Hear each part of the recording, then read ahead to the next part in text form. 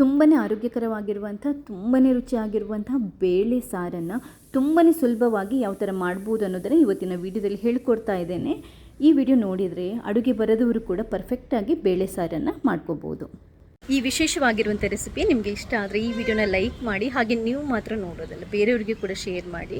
First time ನೀವು ನನ್ನ ಚಾನಲನ್ನು ನೋಡ್ತಾ ಇದ್ದರೆ ದಯವಿಟ್ಟು ಸಬ್ಸ್ಕ್ರೈಬ್ ಆಗಿ, ಯಾಕಂತಂದರೆ ನಾನು ನೆಕ್ಸ್ಟ್ ಹಾಕುವಂಥ ಕೂಡ ಎಲ್ಲ ರೆಸಿಪೀಸ್ನ ನೀವು ಮಿಸ್ ಮಾಡದೆ ನೋಡ್ಕೋಬೋದು. ಥ್ಯಾಂಕ್ಸ್ ಎಲ್ರಿಗೂ. ನೋಡಿ, ಈ ಬೇಳೆ ಸಾರನ್ನು ಮಾಡಲಿಕ್ಕೆ ನಾನು ದೊಡ್ಡ ಬೌಲಲ್ಲಿ ಒಂದು 3/4 ಬೌಲಷ್ಟು ತೊಗರಿ ಬೇಳೆನ ತಗೊಂಡಿದ್ದೇನೆ. ತೊಗರಿ ಬೇಳೆನ ನೀವು ಬೇಯಿಸೋದಕ್ಕಿಂತ 10 ನಿಮಿಷ ಮುಂಚೆ ನೀರಲ್ಲಿ ನೆನೆ ಹಾಕಿ ತೊಳೆದ್ಬಿಟ್ಟು ಒಂದು ಕುಕ್ಕರಿಗೆ ಹಾಕೊಳ್ಳಿ. ಕುಕ್ಕರಲ್ಲಿ ಫಸ್ಟ್ ಬೇಳೆನ ಬೇಯಿಸೋಣ. 2 ಟೊಮೆಟೊ ಕೂಡ ಕಟ್ ಮಾಡ್ಕೊಂಡು ಹಾಕೊತಾ ಇದ್ದೇನೆ. ಅರ್ಧ ಈರುಳ್ಳಿ ಹಾಕೊತಾ ಇದ್ದೇನೆ. ಈರುಳ್ಳಿ ತಿನ್ನದವರು ಸ್ಕಿಪ್ ಮಾಡ್ಬೋದು. ಹಾಗೆಯೇ ಒಂದು ತುಂಡು ಶುಂಠಿನ ಜಜ್ಜಿಬಿಟ್ಟು ಹಾಕ್ತಾ ಇದ್ದೇನೆ. ಶುಂಠಿ ಮತ್ತು ಈರುಳ್ಳಿ ಆ್ಯಸಿಡಿಟಿ, ಗ್ಯಾಸ್ಟ್ರಿಕ್ ಪ್ರಾಬ್ಲಮ್, ಅಜೀರ್ಣದಂಥ ಸಮಸ್ಯೆಗೆ ತುಂಬ ಒಳ್ಳೆಯದು. ಆದ್ದರಿಂದ ನಾನು ಇದನ್ನ ಕಂಪಲ್ಸರಿ ಬೇಳೆ ಸಾರಿಗೆ ಹಾಕ್ತೀನಿ. ಒಂದು ಹಸಿಮೆಣಸಿನ್ಕಾಯಿನ ಕಟ್ ಮಾಡ್ಕೊಂಡು ಹಾಕ್ತಾ ಇದ್ದೇನೆ. ಸ್ವಲ್ಪ ಕರಿಬೇವನ್ನು ಹಾಕ್ತಾ ಇದ್ದೇನೆ. ಈಗ ಇದಕ್ಕೆ ಒಂದು ಸ್ವಲ್ಪ ನೀರನ್ನು ಹಾಕಿಬಿಟ್ಟು, ಅಂದರೆ ಬೇಳೆ ಎಷ್ಟು ತಗೊತೀರಾ ಅದರ 2 ಪಟ್ಟು ಅಥವಾ 2.5 ಪಟ್ಟು ನೀರನ್ನು ಹಾಕ್ಕೊಳ್ಳಿ. ರುಚಿಗೆ ಎಷ್ಟು ಬೇಕೋ ಅಷ್ಟು ಉಪ್ಪು, ಒಂದು ಸ್ವಲ್ಪ ಅರಿಶಿನ ಪುಡಿ ಹಾಕ್ಕೊಂಡು ಇದನ್ನ ಒಂದು 4ರಿಂದ 5 ವಿಷಲ್ ಹಾಕಿಸ್ಕೋಬೇಕು ಕುಕ್ಕರಲ್ಲೇ. ಯಾಕಂತಂದರೆ ಬೇಳೆ ತುಂಬ ಚೆನ್ನಾಗಿ ಬೇಯಬೇಕು. ನಾವು ಈ ಥರ ಬೆಂದಾದ ನಂತರ ಪ್ರೆಷರ್ ಹೋದ ನಂತರ ಕುಕ್ಕರ್ ಲಿಡ್ ಓಪನ್ ಮಾಡಿ ಅದನ್ನ ಸ್ಮ್ಯಾಶ್ ಮಾಡೋದಕ್ಕೆ ತುಂಬಾ ಸುಲಭ ಆಗಬೇಕು. ಅಷ್ಟು ಚೆನ್ನಾಗಿ ಬೇಳೆ ಬೇಯಬೇಕು. ಕ್ಲೀನಾಗಿ ಬೇಳೆನ ಸ್ಮ್ಯಾಶ್ ಮಾಡಿಬಿಟ್ಟು, ಅಂದರೆ ಮಸೆದ್ಬಿಟ್ಟು ನಾನು ರೆಡಿ ಇಟ್ಕೊಂಡಿದ್ದೇನೆ. ನೋಡಿ, ಈ ಹದಕ್ಕೆ ರೆಡಿ ಮಾಡ್ಕೊಳ್ಳಿ. ತುಂಬಾ ಪರ್ಫೆಕ್ಟಾಗಿ ಬಂದಿದೆ. ಇವಾಗ ನಾವು ಇದಕ್ಕೆ ಒಂದು ಒಗ್ಗರಣೆನ ಹಾಕ್ಕೊಂಡ್ರೆ, ರೆಡಿ ಮಾಡಿಕೊಂಡ್ರೆ ಬೇಳೆ ಸಾರು ಮುಗಿಯುತ್ತೆ.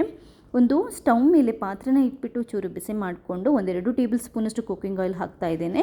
ಎಣ್ಣೆ ಕಾದ ನಂತರ ಒಂದು ಅರ್ಧ ಟೇಬಲ್ ಸ್ಪೂನಷ್ಟು ಸಾಸಿವೆ, ಅರ್ಧ ಟೇಬಲ್ ಸ್ಪೂನಷ್ಟು ಜೀರಿಗೆ, ಅರ್ಧ ಟೇಬಲ್ ಸ್ಪೂನಷ್ಟು ಉದ್ದಿನಬೇಳೆ, ಅರ್ಧ ಟೇಬಲ್ ಸ್ಪೂನಷ್ಟು ಕಡಲೆಬೇಳೆ ಇಷ್ಟನ್ನು ಹಾಕ್ಕೊಂಡು ಹುರಿದ್ಕೊಳ್ಳಿ. ಜೀರಿಗೆ ಮತ್ತು ಸಾಸಿವೆ ಚಟರ್ ಪಟರ್ ಅಂತ ಹೇಳಬೇಕು, ಆ ಫ್ಲೇವರ್ ಬರಬೇಕು. ಅಷ್ಟೊತ್ತು ತನಕ ಹುರಿದ್ಕೊಂಡು, ಹಾಗಂತ ಕರಟಿಸಬೇಡಿ. ಒಂದು ಅರ್ಧ ಈರುಳ್ಳಿ, ಒಂದು 4-5 ಎಸಳು ಬೆಳ್ಳುಳ್ಳಿನ ಜಜ್ಜಿಬಿಟ್ಟು ಹಾಕ್ಕೊತಾ ಇದ್ದೇನೆ. 1-2 ಒಣಮೆಣಸನ್ನು ಕಟ್ ಮಾಡ್ಕೊಂಡು ಹಾಕ್ಕೊತಾ ಇದ್ದೇನೆ. ಸ್ವಲ್ಪ ಕರಿ ಲೀವ್ಸನ್ನು ಹಾಕ್ಕೊಂಡು ಚೆನ್ನಾಗಿ ಒಗ್ಗರಣೆನ ರೆಡಿ ಮಾಡ್ಕೊಳ್ಳಿ.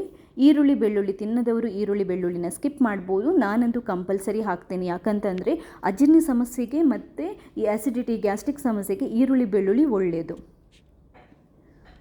ಒಗ್ಗರಣೆ ರೆಡಿಯಾದ ನಂತರ ರೆಡಿ ಮಾಡಿಟ್ಟಿರುವಂಥ ಬೇಳೆನ ಮಸೆದಿಟ್ಟಿದ್ವಲ್ವ ಅದನ್ನ ಹಾಕ್ಕೊಳ್ಳಿ. ಹಾಗೆಯೇ ಹುಣಸೆಹಣ್ಣಿನ ರಸ ಹಾಕೋಬೇಕು. ರುಚಿಗೆ ನಿಮ್ಗೆ ಎಷ್ಟು ಬೇಕೋ ಅಷ್ಟನ್ನು ನೀರಲ್ಲಿ ನೀವು ಕಿವುಚಿಬಿಟ್ಟು ಆ ನೀರನ್ನು ಹಾಕೋಬಹುದು.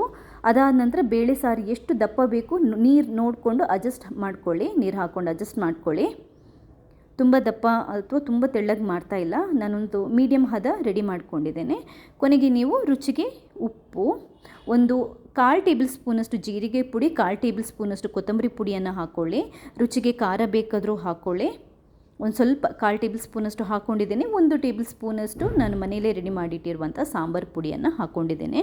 ಇಷ್ಟೇ ಸಾಕು. ಅಂದರೆ ನಾನು ತುಂಬ ಮಸಾಲ ಹಾಕ್ತಾ ಇಲ್ಲ, ಯಾಕಂತಂದರೆ ತುಂಬ ಜಾಸ್ತಿ ಮಸಾಲ ಆದರೂ ಬಾಡಿ ಹೀಟ್ ಆಗುತ್ತೆ. ಆದ್ದರಿಂದ ಇಂಗನ್ನು ಹಾಕ್ಕೊಳ್ಳಿ. ಇಂಗು ಕಂಪಲ್ಸರಿ ಹಾಕ್ಕೊಳ್ಳಿ. ಯಾಕಂತಂದರೆ ತೊಗರಿಬೇಳೆ ಸ್ವಲ್ಪ ಆ್ಯಸಿಡಿಟಿ ಆಗುತ್ತೆ, ಗ್ಯಾಸ್ಟ್ರಿಕ್ ಆಗುತ್ತೆ. ಆದ್ದರಿಂದ ಇಂಗು ಹಾಕಿದರೆ ಒಳ್ಳೆಯದು, ಮತ್ತು ಒಳ್ಳೆ ಫ್ಲೇವರ್ ಕೂಡ ಸಿಗುತ್ತೆ. ಕರೆಕ್ಟಾಗಿ ಕುದಿಸ್ಕೊಳ್ಳಿ. ತುಂಬಾ ರುಚಿಯಾಗಿರುವಂಥ ಬೇಳೆ ಸಾರು ರೆಡಿ ಆಗ್ತಾಯಿದೆ ನೋಡಿ. ಒಂದು ಸರಿ ಚೆನ್ನಾಗಿ ಕುದಿದ್ರೆ, ನೀರೆಲ್ಲ ಹಾಕಿದ್ವಲ್ವ, ಬೇಳೆ ಸಾರು ರೆಡಿ. ನೋಡಿದ್ರಲ್ವಾ, ರೈಸ್ ಜೊತೆ ತುಂಬ ಚೆನ್ನಾಗಿರುತ್ತೆ. ಮಕ್ಕಳಿಗಂತೂ ತುಂಬಾ ಒಳ್ಳೆಯದು. ಆರೋಗ್ಯಕ್ಕೆ ಬೇಳೆ ತುಂಬಾ ಒಳ್ಳೆಯದು. ಆದ್ದರಿಂದ ಲಂಚ್ ಬಾಕ್ಸ್ಗೆ ಬೇಕಾದರೂ ನಾವು ರೆಡಿ ಮಾಡಿ ಕೊಡ್ಬೋದು. ಒಂದು ಸರಿ ಈ ರೆಸಿಪಿ ಟ್ರೈ ಮಾಡಿ, ಮರೆಯದೆ ನನಗೆ ನಿಮ್ಮ ಫೀಡ್ಬ್ಯಾಕ್ನ ತಿಳಿಸಿ.